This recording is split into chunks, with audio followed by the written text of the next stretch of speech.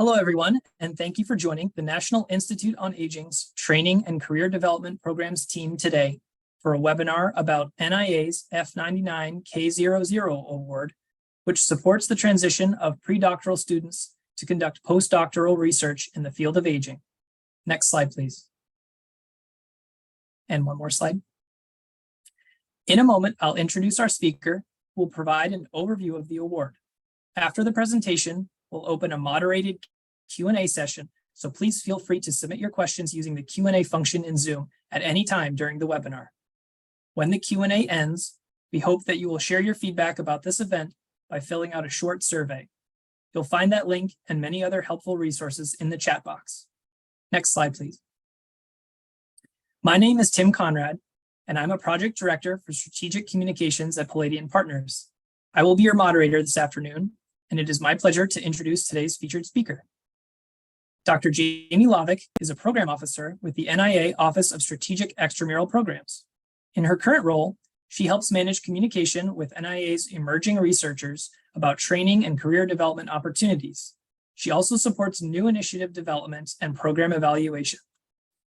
As one last reminder, please submit any questions you have during the presentation through the Q&A box.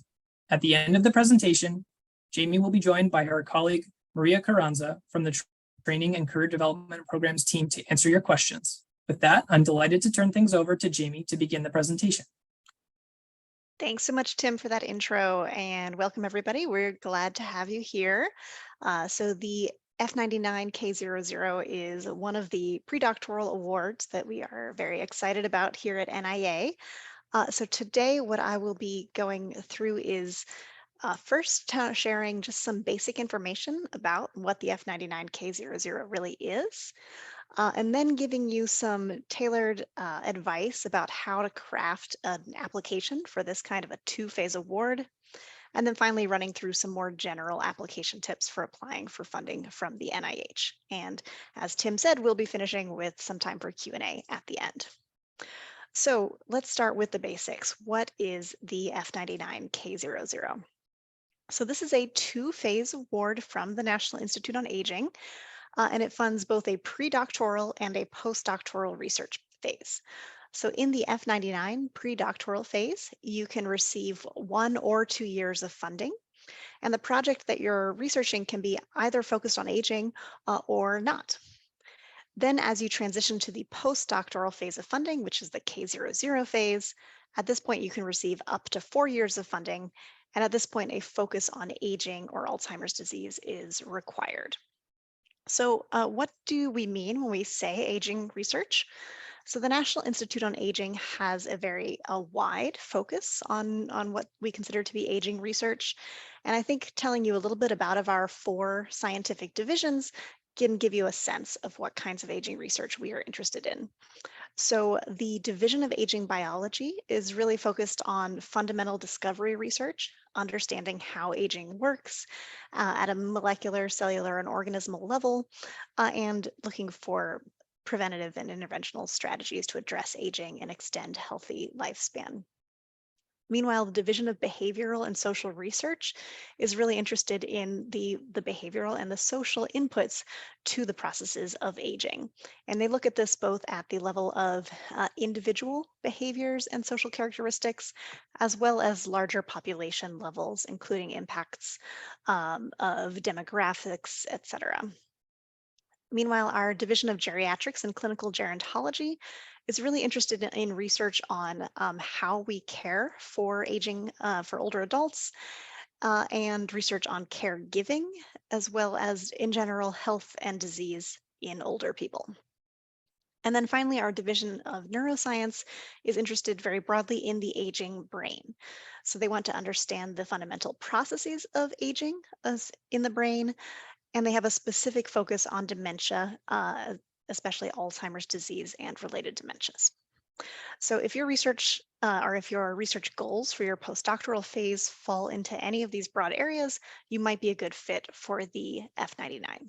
And another common question is the F99 the right award for me? So if you're a predoctoral student looking for funding from the NIA, there are 3 major predoctoral opportunities, which are the F31 predoctoral fellowship, the R36 Dissertation Award, and then the F99 K00 that we're focusing on today. And these awards all have nuances. I'm not going to go through every detail of this chart here, but we are going to be sharing these slides after the presentation. But some of the things that I want to highlight is the F99. Importantly, this is the only award that does not require the aging focus during that predoctoral phase. Of these three, also the F99 is the only one that does not have a citizenship or permanent residency requirement. However, this is also a focused award, so the timing really matters for the F99.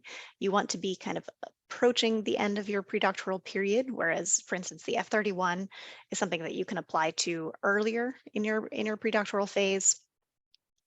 And you really need to be planning to continue on to a postdoc in aging research.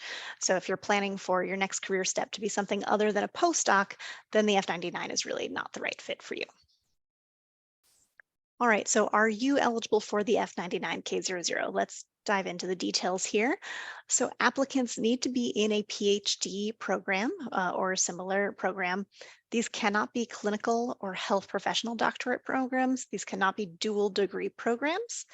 And that's largely because you are required to transition directly from the F99 to the K00 phase. So if you have, the end of a clinical degree that you would need to finish, if you have an internship year that you'd be required to complete at the end of your predoctoral research, then the F99 is not going to be a good fit for you. In terms of timeline in your program, when should you apply? There is not a specific timeline requirement or a specific number of years that you have to complete or that you have to be less than. However, we do require that you be at the dissertation stage. So you should have identified what lab you're going to be pursuing your dissertation research in, and you should have passed any qualifying exams that are required to get you to that dissertation phase within your program. Also, you should be planning on graduating within 2 years after receiving your award, because that F99 phase does only give you funding for up to 2 years, and then you are expected to transition directly to your postdoc. So we expect that you would be able to graduate within those 2 years of funding. Again, there is no citizenship requirement, so you can be a US citizen, a US permanent resident, or someone who is doing research in the US on a more temporary visa status. Both the F99 and K00 phases of your research must be happening at a US institution, however. So if you are planning to go to another country for your postdoctoral work, then once again, this award is not going to be a good fit for you. And what if you have already applied for or you've already received another predoctoral award from the NIA, such as the F31 or the R36? That's not a problem. You are still eligible to apply for the F99. But if you're successful in your F99 application, you're not going to be able to hold both awards at once. So at that point, you would need to transition from one award to the next. All right, so if you apply and you are successful, what kind of funding can you expect to receive? So during the predoctoral phase, you would receive a stipend, and this stipend is matched to it's the same stipend as what F31 recipients receive at NIH. So it is adjusted a little bit every year. For 2023, that amount was $27,000 per year. You can also receive tuition funding up to $16,000 to offset your graduate school tuition. And then you can receive an institutional allowance of $4,500. This can help you travel to conferences, purchase equipment that you need, sign up for courses that are important for you to finish your degree, that type of thing. Then once you transition into the K00 phase, the salary starts at $60,000 per year, and it increases a bit every year that you hold the K00. In addition to that salary, you can also receive funding for fringe benefits to fund insurance, for instance. You can also receive an institutional allowance of $5,000, which again can be used for travel, equipment, etc. And then finally, your institution would receive an indirect cost of 8%. So your institution would also receive a small amount of money. So what does the application timeline look like? You all may already be aware that applying to the NIH is a long-term process. So the F99 K00 only has one due date per year, and it is normally in October. So this next due date is upcoming this October 20th. So if you are to submit during this year for the October 20th due date, your application would be under review this early spring, probably February or March of 2024. It would then have to go to the NIA Advisory Council in May of 2024. So the earliest that you could potentially start an F99 project, if your application was successful, would be in summer of 2024. So then, since you can receive between 1 and 2 years of funding, you would be finishing that F99 project somewhere between July of 2025 and July of 2026. So if you are expecting to be graduating in that range from July 2025 to July 2026, then this year is probably a good timeline for you to apply for the F99. If you expect your graduation to be further out than that, then you might want to wait a year before you apply. So that's the basics. Let me now move into discussing some advice for how to really craft an F99 K00 application. And I think the most sort of non-intuitive part of this application is how to build this application that really addresses these two separate phases. So the F99 pre-doc phase and the K00 postdoc phase. So overall, you want your application to present a narrative where you're starting with your own background, your own expertise and scientific experiences. And then you're designing an F99 research project, which is going to include both research experiences as well as career development experiences. And your background plus these experiences that you are proposing to do during the 1 to 2 F99 years are really going to give you everything that you need to transition to your desired K00 research project, which might be in a new lab, might be in a new research area, right? Then additionally, you're going to be describing what kinds of research as well as what kinds of career development activities you're going to do during this K00 phase. And that combined with your F99 experience and your preceding experience is really going to launch you towards your long-term career goal. So you want to craft this narrative that's going to build up between these two stages of the award. So as you're writing the research and the career development plan for the F99 phase, this should be a detailed plan, right? Because these are the next couple of years of your career. These should be a plan that is realistic to complete in 1 to 2 years. And it should really build on the existing expertise that you have, but it also should be building new skills and knowledge that you are going to need in order to get you to that K00 project that you're planning. For the K00 project, this is more of a general vision. You're going to want some detail, but not quite as much detail as you really should have for the F99, since this is, of course, a few years off still at this point. And some of what you do in the K00 phase might be dependent on, for instance, the research results that you get in your F99 phase. It might be dependent on the career exploration and career development that you do during the F99 phase. You want your K00 research project and the career development plans to really utilize the skills and knowledge that you have already built in your pre-doc. But additionally, you want it to be a chance for you to develop new skills and knowledge. You're not just continuing the same old thing. And that combination of this predoctoral and postdoctoral experience together will really be able to launch you into your desired long-term career goals.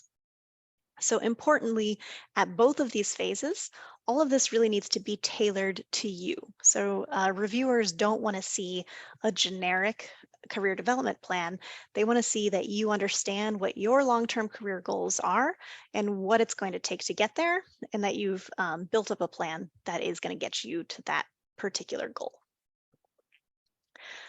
All right, so there's a couple of ways to do the F99 K00 application. So I imagine some of you in the audience are already working on aging research for your predoctoral project. And then some of you are not yet doing aging research, but you are thinking about that direction for your postdoc. And so those are going to be kind of two different styles of application. So how should you go about these two styles? So if you're already pursuing aging research, then when you write your F99 career development plan, it's important for you to think about what aspects of aging research have you already encountered as a student, and what aspects do you still need to develop in? And if there are spaces where you really should still be learning about aging research, try to build that into your career development plan. In this case, you should also make sure that your K00, which will also be focused on aging research, is going to be different enough from your F99 to really give you a new set of expertise. It's not just going to be a direct continuation of your F99. Also, importantly, the K00 should give you a chance to get some independence from your PhD mentor. And maybe you would be doing that by switching institutions. Maybe you'd be doing that by moving into a research field that is different enough from your PhD mentor. But that independence plan is going to be really important. On the other hand, if you don't yet have much exposure to aging research, think about how you can use the F99 phase of your career development plan to get yourself an introduction to aging research. Can you take courses, attend a conference, for instance, to start to get some exposure to this field? Also, think about what expertise you already have that you could bring to the aging field. What kinds of techniques, methodologies, general content areas are you familiar with that really could be relevant and important to this field? And describe how that's going to contribute to your research project. And especially in this case, when you write your K00 phase, you should really have strong mentorship in aging, right? So if you are moving from not currently doing aging research, it's probably not a good idea to join a lab that doesn't have an aging focus and to have you be the only person in that lab who's going to have an aging focus. You'll probably be able to craft a stronger career development plan if you've found a mentor who really does have that aging focus. And regardless of, sort of which of these styles that you're developing for your application, the long-term career goal that you're building for should be within the area of aging research. So that wouldn't necessarily have to be an independent lab in an academic setting, but it should be a research-heavy career focused on aging. All right, and then another big question here is, how do you identify a postdoctoral mentor right now when you're still maybe really in the midst of your predoctoral phase? And so I do want to emphasize that at the time that you submit your F99 application, it's not required to know who your K00 postdoctoral mentor is. But some people at that phase do already have a K00 mentor chosen. So if you've already had some conversations with people, you have someone who is excited about hosting you in their lab, you should definitely collaborate with that person to write both the research strategy and the career development plan for the K00 sections of your application. You should also explain how you came to choose this mentor and how their expertise is complementary to your current mentor's expertise and to the expertise that you are bringing. Another way to go about this is to not have chosen a single specific K00 mentor, but perhaps you've started talking to folks. You have a few people in mind who you think could make a good mentor, and you're planning to do some more formal interviews, more conversation over the end of your predoctoral period until you, choose a final mentor whose lab you're going to join. So if you're in that case, in your F99 application, some of the things you'd want to talk about is, how did you identify these potential mentors? To what degree have you already been in contact? Have you already discussed potential projects? And how are you going to choose among them, right? What kinds of expertise, what kinds of mentorship styles, what other factors are going to be important to you individually to choose the best K00 mentor for you? And then finally, plenty of applicants are also in the situation of just not having a K00 mentor identified at all. So it's perfectly fine for that to be your situation.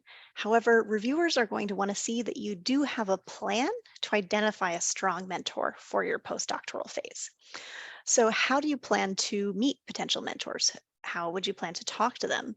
And most importantly, what is it that you're going to look for in a potential mentor? Are you going to look for a particular research focus? Do you need specific resources like specific equipment, specific facilities in order to complete the K00 research that you're proposing? Is there a particular mentoring style that you know is important for you, and how are you going to find out who has that mentoring style? So this is again kind of a question of a different style of how you construct your application, but all of these are sort of legitimate ways to build an F99 K00 application.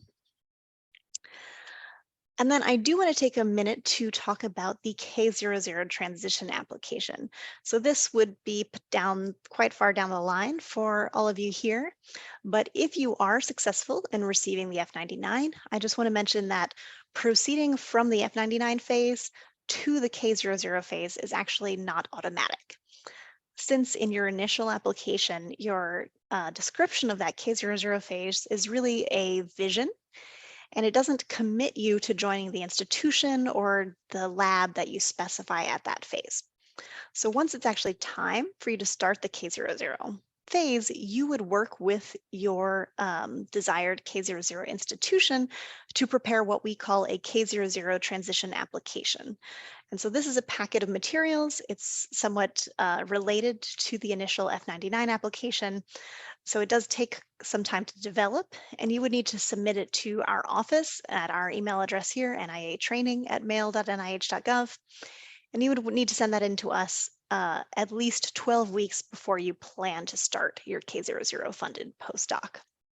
We then review those internally among NIA program staff. So they don't go to a study section, but there is a review process, and that can take up to 12 weeks. And so that's why we ask you to send it in early.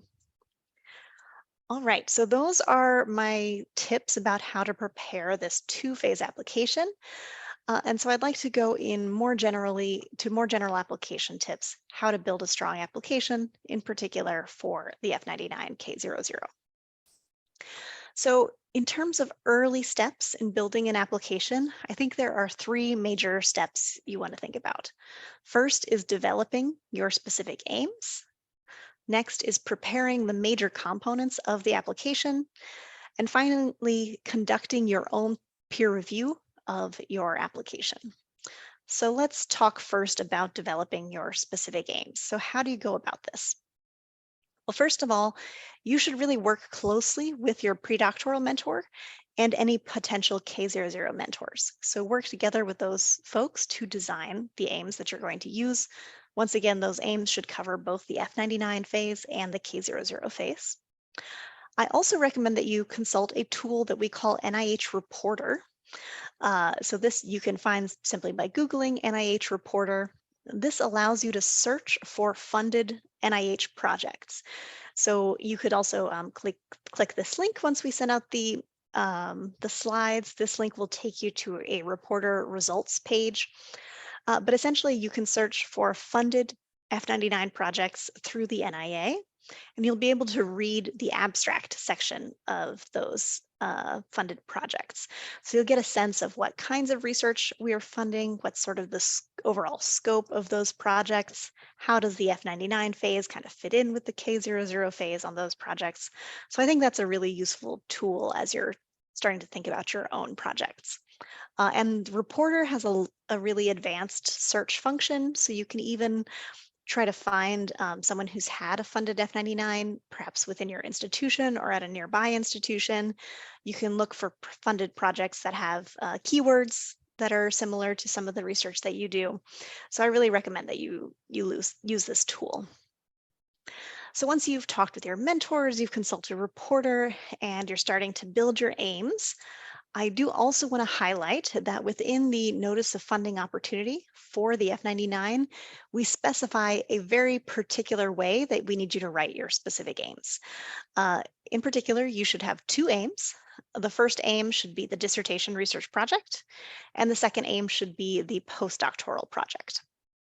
And so as I mentioned before, that first aim, focusing on the predoctoral page, predoctoral phase should be a detailed description of the current research you're doing and the research that you'll be completing during the F99 years. This phase does not have to be related to the NIA mission. It does not have to be aging focus.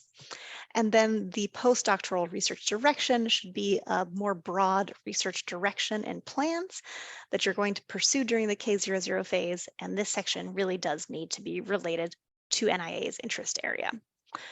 So you are welcome to have sub-aims, sections within these two aims, but we do really need you to write two aims that cover the dissertation and then the postdoctoral phase.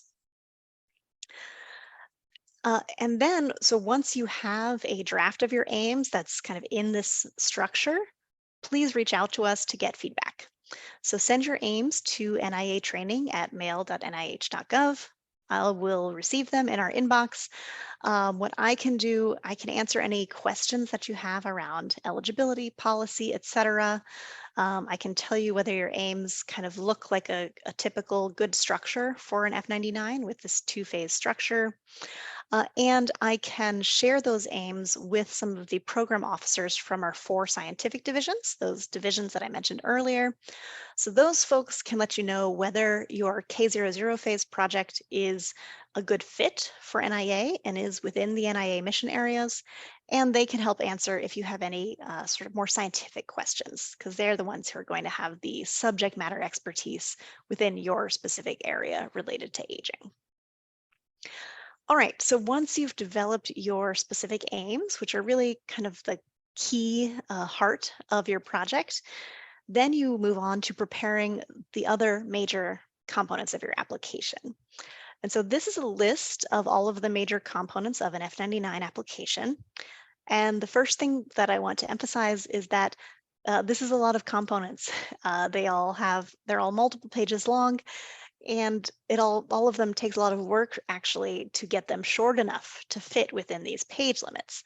So I really want to emphasize that you should be starting to work on this early. If you're thinking about applying this October, you really should be immediately working on your application, because this takes a lot of work to build strong pieces here. So a few other things I want to highlight on this list.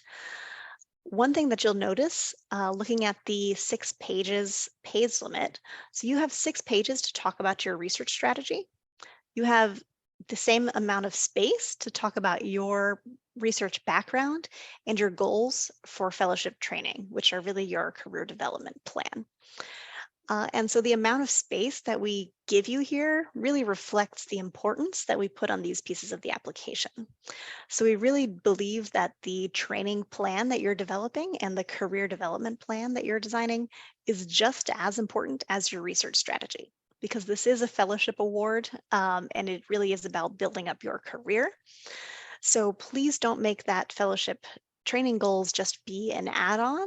Please really spend some time thinking about what kinds of training and career development activities are you going to do?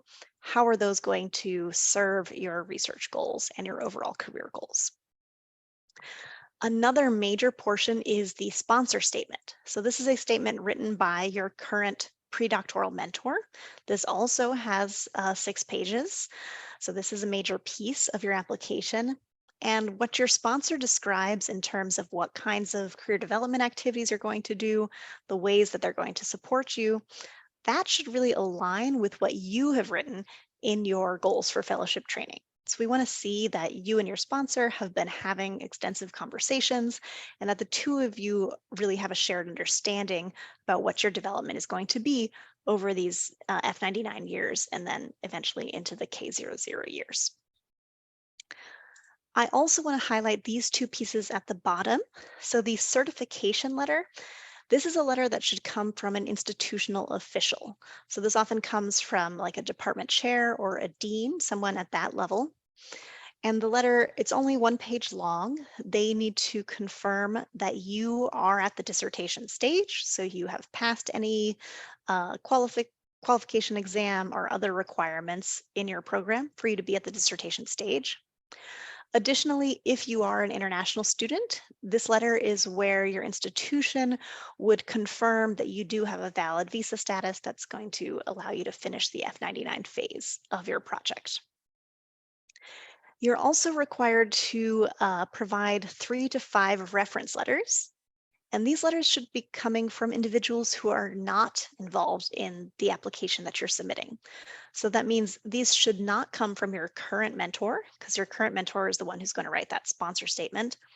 These should also not come from your intended K00 mentor, since they really have a vested interest in this project as well. So frequently these come from past mentors, from professors who have taught your courses, folks who have perhaps collaborated with you on past projects, that type of thing. As you prepare these major application components, an important document that you should be consulting is what we call the SF424. This is the NIH application guide. This is a very long document that describes all of the rules for every single section of an application. And the way that I use this application guide, I do a lot of Control F searching, because it is such a long document that that's really the easiest way to find the piece of information that you're looking for. So if you have a question about how to format a particular piece of the application, start here in the SF424. If you can't find your answer, go ahead and email us and we'll be able to help you out as well. All right, once you have assembled those major application components, before you submit, we strongly recommend that you conduct your own peer review. And so what do we mean by that? First of all, you should read through your application and try to think like a reviewer. Try to think about what are the weaknesses within the application, both in terms of potential pitfalls in the research or potential weaknesses within your own sort of career development trajectory and plan. And importantly, don't try to just hide or ignore those pitfalls. Instead, point them out, and especially within the research strategy, make sure that you're suggesting strategies to overcome these potential pitfalls should you run into them. If you're working with any collaborators on your project, you should definitely ask them to critically review the application as well. They typically have lots of good ideas. And finally, I strongly recommend that you look for feedback from some independent readers, right? So maybe some friends or colleagues within your PhD program, folks who are not within your lab, folks who don't know your project already. So ask them when they read it, do they understand the proposal? Do they get excited about this idea that you're proposing? Do they understand what the potential impact is and what the overall experimental approach is? Because these are some of the big items that the reviewers are going to want to look for and quickly understand. So if your colleagues are having trouble grasping some of those, that means that maybe you haven't communicated it as well as you thought you had, and maybe you should try a second draft, try again. As you get into this reviewer mindset, we also wanted to highlight what the actual review criteria are that the reviewers use as they're reviewing your application. And so you can actually take a look at the F99 K00 Notice of Funding Opportunity, and Section 5 of that notice spells out the review criteria. And so the reviewers read through these questions and they use these questions to judge your application. So you have all the information you need to understand how the reviewers are judging your application. And so some of the highlights there are they or think about the fellowship applicant yourself. And one of the most important questions they consider there is, what is the potential of this candidate to become a productive independent aging researcher? So they're going to be thinking both about your academic and research history up to this point, but also your plan for the future. They're going to want to know whether your F99 sponsor and any proposed K00 sponsors have the appropriate qualifications to meet the needs for your individual training plan. They're going to want to know, looking at your research training plan, which means both the combination of the research plan and the goals for fellowship training. Is this a rigorous plan that has potential for significant outcomes? Are the methods that you're using scientifically sound? but also, is it overall going to foster your development as a successful researcher? They also want to understand the training potential. Is this research plan building on your skills? And is it providing an opportunity for you to develop additional skills and skills that are going to be directly applicable for a career in aging research? Finally, they're going to think about the environment and whether the scientific environment of your institution really supports both the research that you're trying to do and your overall career development plan. And I want to emphasize that because this is an NIA award, this focus on an aging career is something that the reviewers really care about and is quite important. So with that, I think we will move on to the question and answer section. I see that we've already had several questions coming through, and I'll let Tim take over moderating. Thank you, Jamie. We're now ready to begin our Q&A session. Please continue to use the Q&A function throughout the session for any follow-up questions that come to you. You can submit questions anonymously, but please note that NIA staff will be unable to follow up on anonymous inquiries after the event. If you would like to speak directly with an NIA staff member about your question, please email niatraining@mail.nih.gov.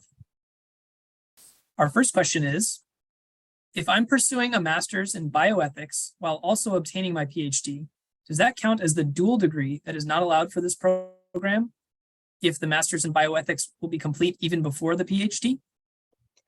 If you're going to be completing the master's before you finish your PhD, then that would be fine. So really, by dual degree, we mean the more typical dual clinical and PhD degree, where you typically have this clinical period that occurs after the PhD. In that case, when you thinking about timing, you definitely want to think about when to apply relative to finishing your PhD degree, not relative to finishing your master's degree. Great. Thank you, Jamie. Mhm. Is there any info, quantitative or qualitative, on relative success for those who have identified a K00 mentor versus those who have identified a strategy for finding one? So we don't have quantitative numbers on that. This is a newer award at NIA, and so we don't have huge numbers of awards to look at. In my experience with sitting in on some of the review sessions, listening to the reviewers, I think it can be easier for the reviewers to sort of evaluate your K00 plan if you've already specified a mentor, because then they can ask, will this research project really make sense in that particular lab? But that is something that can kind of cut both ways, right? That can be a benefit if you've really found a good mentor who is a really good fit and reviewers can recognize that. However, if it's somebody who's not the perfect fit for the project that you're describing, reviewers will also notice that as well. So I think it's hard to say either way, but it is definitely going to be of benefit to you to start thinking about that K00 phase and to discuss your K00 project with potential mentors. So if you still have time to be reaching out to potential mentors, I think that's a great thing to be doing. Thank you. Next question. If we receive the award, but complete our dissertation before we received a full year of funding, would we no longer be eligible for the K00 portion of the award? That is correct. You are typically expected to finish a full year of the F99 award. So if you are already at a stage where you expect to be kind of graduating too soon to do that, it probably makes more sense for you to start thinking about postdoctoral funding, actually, right? Rather than still being applying for predoctoral funding at this point. So in that case, you might want to be planning ahead, thinking about maybe an F32 application from NIA. Great. Next question. It seems like most of the currently funded F99s are doing aging research already. As someone not currently doing aging research, should I try to design the F99 research aims with an aging perspective or tune them as an opportunity to introduce myself to aging research? That's a great question. So I think part of the reason that many of our current awardees are already doing aging research is because, when we do outreach for awards, most of our audience is within the aging research field. So we're doing events like this one and other types of outreach to really try to reach beyond what's currently in the aging field. So I don't believe that you're at a disadvantage if you're not doing research in aging, and I don't think it's a good idea, if you're within, I don't think you should twist your current project to have an aging focus that's not naturally there, right? Just for the sake of this application. I do think in terms of your career development plan, that's a really great place to, as the questioner said, build in that experience and that exposure to aging research. Next question is, what happens if you are awarded the F99, but then you receive a faculty position? So the K00 funding is specifically postdoctoral funding. I think we haven't run into that situation particularly, but I know in general for folks who have, gone on to an industry job or something that's not a postdoc, then you're not able to activate the K00 funding phase. Thank you. Next question. Is it allowed to have 3 aims, one for pre-F99 phase, dissertation phase, post-F99 phase, and K00? So your aims should be describing what you're going to be working on kind of during the actual funded period of the award. So it doesn't make sense to have a whole aim that's focused on research that you're doing prior to the F99 starting. You can use these sort of background and significance sections of your research plan to talk about the work that you've already done and the results that you've already received. But the actual specific aims of this award should really focus on that funded F99 phase and that funded K00 phase. And once again, it's perfectly fine to take, for instance, that F99 phase and to break it up into 2 sub-aims if you have really 2 distinct lines of research that you're going to be focusing on. That's totally fine. The next question asks, I expect to graduate in May 2025. Is F99 K00 a good fit if I apply next year? So in remembering kind of my little timeline, we were sort of thinking between summer 2025 to summer 2026 are the folks who are on target for this coming October due date. So May 2025 would be a little bit early. However, I would say from my own personal experience, graduation timelines are not always what you hope they are. They do sometimes get delayed. And so if you think when you sit down realistically, looking at your timeline, if it's possible that you would be delayed even by a few months, then yes, the F99 could be a good fit for you to apply this coming October. Next October would probably already be too late in that case. Our next question is, while my dissertation research is supported by another non-NIH sponsored predoctoral fellowship, could I apply for the F99 K00? Absolutely, you definitely could. Typically, you cannot hold 2 of these types of fellowships at the same time, though that would depend on the specific kind of rules around the fellowship that you currently hold. So if you're successful in getting the F99, you would probably have to choose whether to keep the one you currently have or to move to the F99, but it's absolutely not a problem in terms of eligibility to apply. Next question. How would aging research experience prior to the beginning of the Ph.D. training be considered when applying? Should you have 3 distinct areas of aging research planned prior to Ph.D. research, dissertation research, postdoc research plans? So if you've had some aging research experience that started even before you started your PhD program, that's great. You should definitely talk about that within your biosketch, also within your candidate background section. So certainly talk about it, talk about how that relates to your goals for the F99 phase and the K00 phase. I did talk about how if you're already doing aging research as a predoctoral student, you would want that K00 phase topic to be distinct from your current predoctoral topic enough that you have a training potential. reviewers are not going to worry too much kind of looking backwards to your current pre-doc phase and maybe your undergraduate or post-bac or whatever pre-doc phase you had. If those two areas were very similar to one another, that's perfectly fine. This award is really looking at what are your future plans, what are the new things that you're going to learn that are going to help develop your career. Thank you. Next question is about international focus. So the questioner said they read in the mission that NIA pursues this mission by funding extramural research at universities and medical centers across the United States and around the world. Can you please clarify if a project needs to have a focus in both the US and non-US areas, or is a just non-US area focus okay? So if your research, your research does need to be taking place in the US, so you need to be associated with a US institution.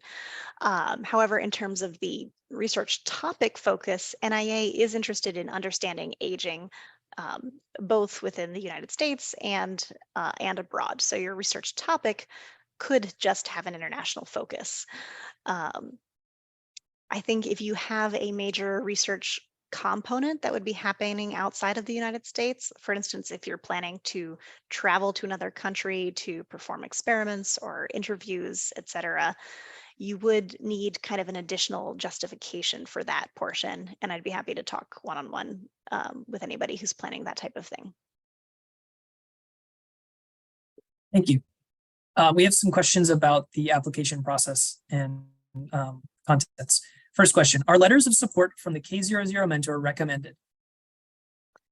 I think if you have someone identified, that is a great idea to have them provide an official letter saying that they are committed and they are excited about your project and that they have the equipment, facilities, et cetera, that you're going to need in order to complete that project. Yes.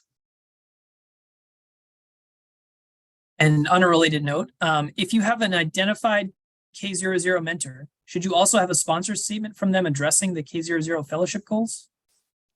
So there is only really space for one sponsor statement in the application, and that's just down to the structure of the application. So no, the letter of support is kind of the better way for that identified K00 mentor to provide some input. So that's typically shorter. You don't typically have as much space in a letter of support, but they can speak directly to the career development goals, the research project, et cetera, that you've specified in the application. Great. Next question asks, if one is co-mentored by two advisors, should the sponsor statement be generated by both mentors together? Yes, so you have in total 6 pages, and I've seen folks either split that up, right, where one sponsor does maybe 4 pages if they're more of your primary mentor and another does 2 pages, or you can have the two of them work together to come up with a single statement that's up to 6 pages that they both sign. So you can do it either way, but you should definitely have both of your co-mentors kind of contribute to the statements. Great, thank you. Next question. Are there any tips for describing the F99 phase when my sponsor is at a different institution due to the faculty member moving? Oh, interesting. Yeah, I think that's always a challenge. The types of concerns that reviewers have in this case are you going to continue to get the kind of support that you need to finish your F99 phase, even though your sponsor is somewhere else? So that can be kind of logistical in terms of how your graduate program works, and is your sponsor still like officially your sponsor in the program? That can relate to funding for your research, right? Is some of their research funding still kind of coming back to your institution in order to fund the work that you're doing? And that can really relate to mentorship. Like, are you still talking to them regularly, getting feedback from them regularly? So I think you can address that in many different parts of your application. So in your career development plan, you can talk about how are you meeting with this person and how frequently. And they, in their sponsor statement, would echo what you said, and they would describe how often they're meeting with you and how that's happening, whether that's in person, online, et cetera. Your That's also a great place for the certification level letter from your institution for them to mention that they still fully support you where you are, and that there's sort of not any issues with the funding needed for your research or with access to facilities, et cetera. Thank you. Next question is, can you elaborate on the sponsor mentor a little bit? They want to know a little bit more about who that person should be. So your F99 sponsor, aka mentor, is typically your predoctoral mentor, the person who is advising you on your dissertation. So in some cases, people have more than one sponsor or mentor. That's fine, but hopefully there is at least one person who is really tasked at your university with seeing you through the requirements for finishing your PhD program, and that person should be writing your sponsor statement. Then at the K00 phase, your sponsor is really the person whose lab that you join to conduct this research. Another way to think about this is that the budget that is provided by the F99, it covers your stipend and a little bit and some of your tuition as a student, and then it covers your salary as a postdoc, but it doesn't provide a lot of research dollars, right? So you're going to need some other kind of research funding in order to be able to complete the research that you're proposing. So that would be coming from your mentor and the lab that you're working in. Thank you. Next question is, do we need to submit transcripts as part of the application? So there is a required bio sketch for the application, and I believe it requires transcripts, so I would have to double check that. It doesn't, or I'm sorry, it wouldn't require official transcripts, but I believe it requires a sort of list of relevant coursework and some of the associated grades, but I would have to double check that detail. Maria, if you happen to know off the top of your head which type of biosketch is required here, feel free to speak up. I believe the fellowship biosketch is required, which will contain that list of courses that you have referred to. Thank you. Great, thanks. Yeah. Great. Next question is, if the applicant has a potential K00 mentor or institute in mind, do they need to include this potential postdoc institute in the institutional environment section? So the institutional environment section of your initial F99 application would really focus on that F99 institution. And then once you submit your K00 transition application, you would need to talk about the K00 institution at that point.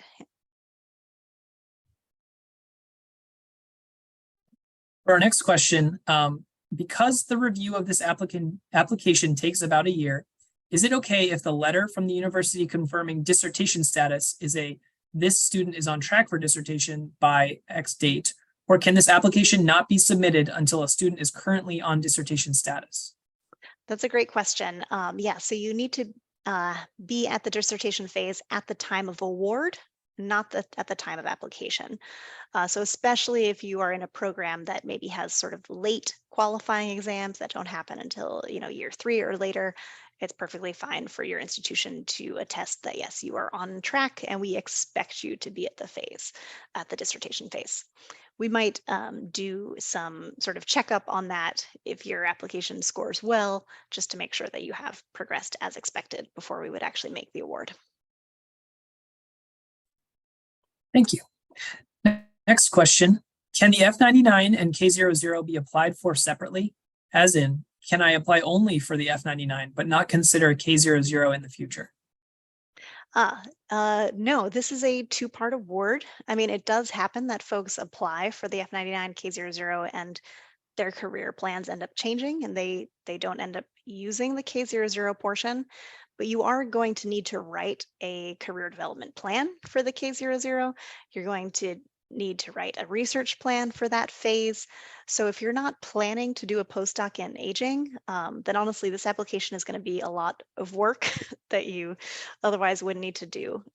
So if you are a US citizen or permanent resident and you're not looking at a postdoc, I would recommend that you think about either the R36 dissertation award or the F31 award instead. Thank you. Next question. For many of the documents, which mentor should we focus on more, the F99 or the K00 phase? My K00 phase mentor is heavily focused on aging, but not so much my F99 mentor. So the sponsor statement is really going to come from your current F99 sponsor, and we wouldn't need them to have a particular expertise in aging if your current research project isn't focused on aging, but they would need to be committed to the research development and career development that you're receiving during your predoctoral phase, right? So they would want to be supporting you in whatever skills that you do plan to gain. And if you are going to do some amount of kind of exploration in the aging space, they would need to be supportive of that and have kind of realistic ideas about how much of your time would that take, would some funding be required, that kind of thing. Next question is, for international students who have visas that are renewed every 2 years, F1 student visas, is a letter from their institution saying that they're here legally and will renew their visa when due sufficient? Technically, the visas need to be renewed every 2 to 5 years, but only when due. Yes, that's perfectly fine for your institution. Essentially, if your institution is confident in your visa status, then we don't ask any other questions. And on a related note, if the visa is still being processed during the application submission, can they request an extension until the visa is renewed? So the application due date is not going to change just because of something like visa status. We would once again sort of trust in what your institution tells us about what they expect your visa status to be by the time of award. There is that full 9-month lag time between when you submit that application and when you receive the award. At the time that we would be processing an award and sending it out to your institution, we at that time would need you to have a legal visa status in order to receive it. Occasionally, we can have some small amount of wiggle room to delay the start of an award, but that's really a case-by-case situation and is not for an extended period of time.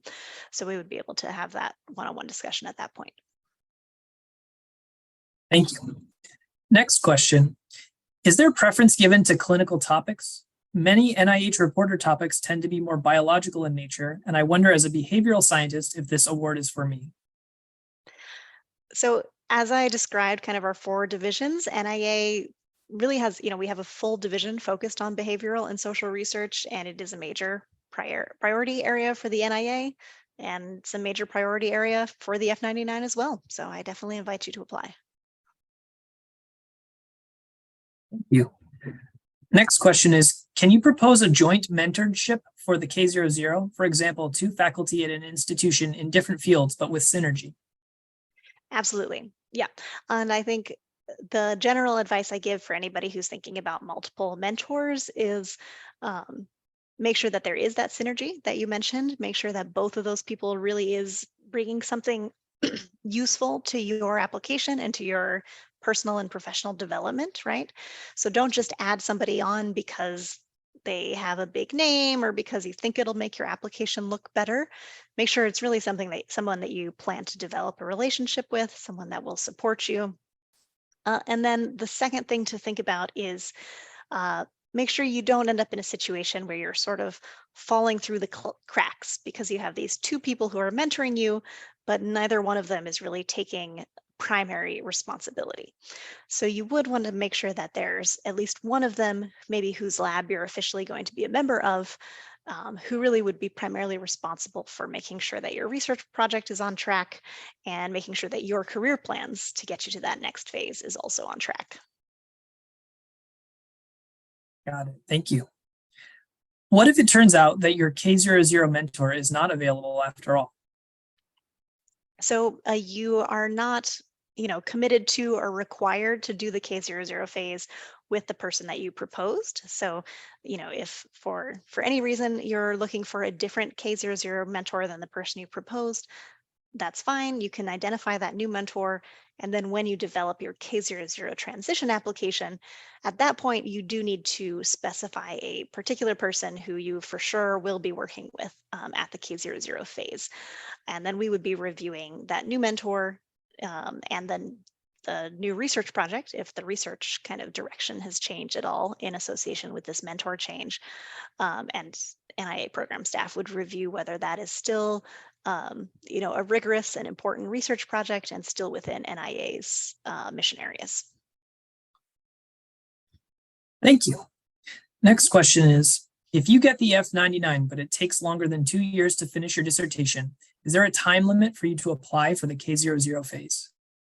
So we do expect people to really be transitioning fairly directly from the F99 to the K00 phase, except in unusual circumstances. So we can talk one-on-one if there's something really unexpected that delays your project. But if you're looking at your graduation timeline and you're saying, I really don't, I'm really not sure if I'll be able to graduate by July of 2026, then maybe that means you should wait until next year to apply for the F99. Great, thank you. We have a lot more questions in the queue, but we're running out of time, so we're just going to take one more. Great. But we'll follow up with any non-anonymous questions online. So our last question is, can you speak about the need for preliminary dissertation study outcomes in the application? What if you don't have preliminary outcomes yet since you're 2 to 3 years out from finishing? That's a great question. And that's going to be really dependent on, the type of project you've proposed, what kind, how much of a timeline do you need before you're going to start getting results for your project? So I think what reviewers want to see is that you have made sort of good progress on your individual project. And so I think both you and your sponsor can kind of frame for reviewers what kind of progress would be expected for the type of research that you are doing. So there are some projects that just have quick turnaround experiments that really should have preliminary data, right? But there's others where maybe you're building a new tool or developing a new methodology, or maybe you have sort of a large scale data collection that needs to happen, where there's just a longer timeline before you're getting to those research results. And in that case, I don't think reviewers are going to expect preliminary data, but maybe they are going to want to know, do you have data showing that the tool that you're building is working? Or do you have, can you sort of demonstrate that the data collection is progressing at a reasonable pace, et cetera, that type of thing. Great. Thank you so much, Jamie and Maria. And thank you all for joining us. We hope you enjoyed the presentation today and discussion. Please fill out the short survey linked in the chat to tell us what you thought and help us improve future events. If you want to be one of the first to hear about those future events and other training and career development opportunities from NIA, please visit the website linked in the chat to sign up for our listserv. If we were not able to answer your question this afternoon, please reach out to niatraining@mail.nih.gov and a staff member will assist you. Have a wonderful rest of your day. Thanks so much. Have a good one.